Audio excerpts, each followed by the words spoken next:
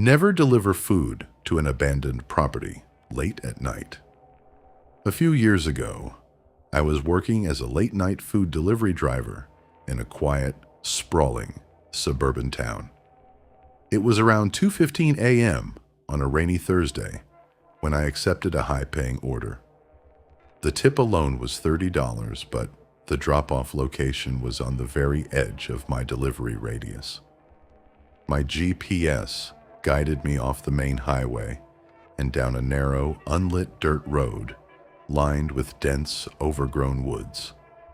There were no streetlights, and after driving for 10 minutes without seeing a single passing car, my gut started telling me something was off. When I finally pulled into the driveway of the address, the property looked completely abandoned. The windows were boarded up with weathered plywood. The lawn was wildly overgrown, and there wasn't a single light on. Assuming the customer had pinned the wrong location by mistake, I put the car in park and called the number listed on the order. It rang 3 times before someone picked up, but nobody spoke. There was only heavy, rhythmic breathing coming through the speaker. Before I could even ask for directions, the line went dead, and a text message popped up on my phone screen. It simply read, "Look at your headlights." I slowly raised my eyes and glanced forward into the bright beam of my high beams. Standing just 2 feet away from my front bumper, holding a long, coiled piece of rusty metal wire, was a tall figure in a torn yellow rain jacket. Panic immediately surged through my body.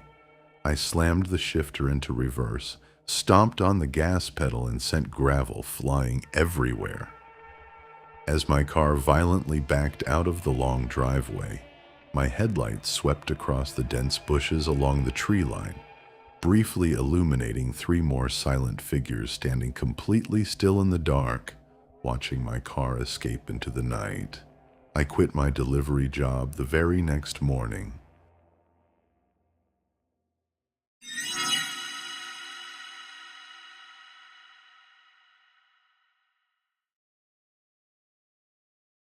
If your smart camera sends you a motion alert in the middle of the night, do not ignore it.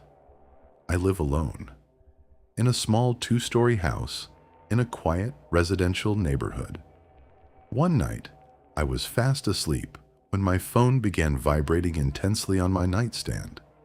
At exactly 3:12 a.m., I groggily reached out and saw an automated alert from my front door security camera.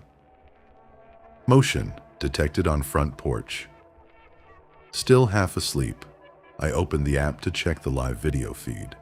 The porch looked completely pitch black and empty, but the camera stream was oddly lagging and buffering every few seconds. I brushed it off as a simple internet glitch, locked my phone screen, and was about to go back to sleep when a second notification flashed across the top. Front door keypad. Code entered incorrectly. My stomach churned. Someone was standing right outside my front door in the dark, physically trying to guess my key code. I quietly stepped out of bed, careful not to make a sound on the hardwood floor, and crept toward the top of the staircase to listen. Downstairs, the house was dead silent until my phone buzzed a 3rd time with a terrifying alert. Smart lock status unlocked from inside. My entire body went cold. The intruder hadn't tried to break through the front door. They had already climbed through a basement window, walked through my dark house, and unlocked the front door from the hallway to let their accomplice in. I sprinted back into my bedroom, locked the door, and dialed 911 while hearing quiet, heavy footsteps beginning to climb the stairs.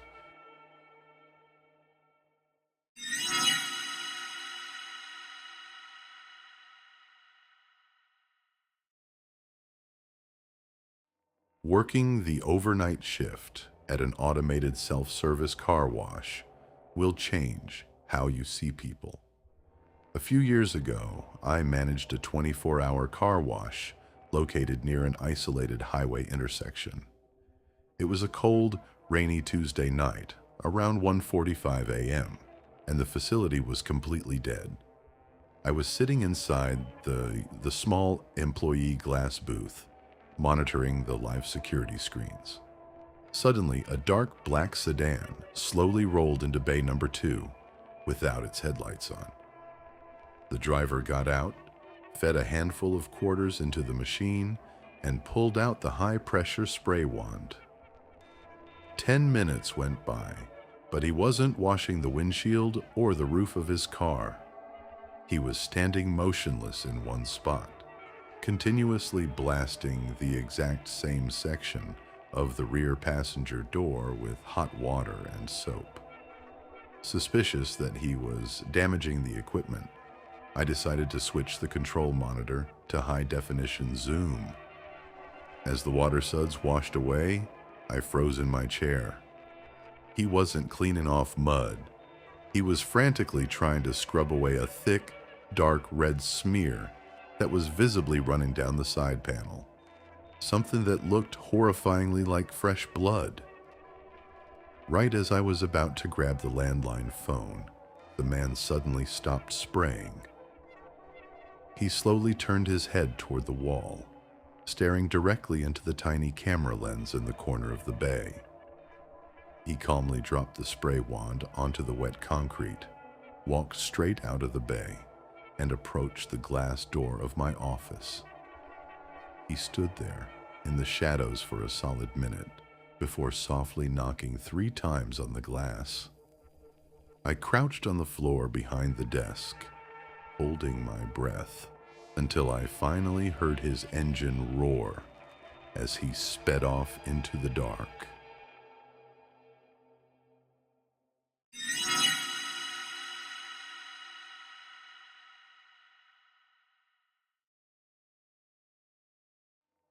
Never pull over for anyone standing on a pitch-black highway late at night.